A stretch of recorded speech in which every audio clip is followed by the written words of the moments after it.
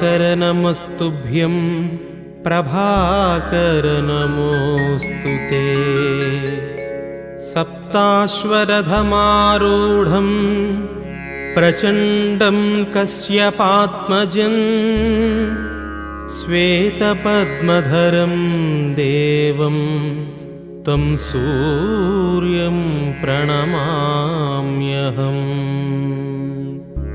लोहितं रथमारूढं सर्वलोकपितामहं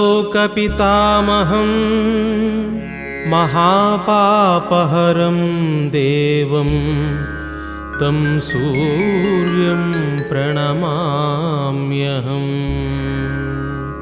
त्रैगुण्यं च महासूरं ब्रह्मविष्णुमहेश्वरं महापापहरं देवं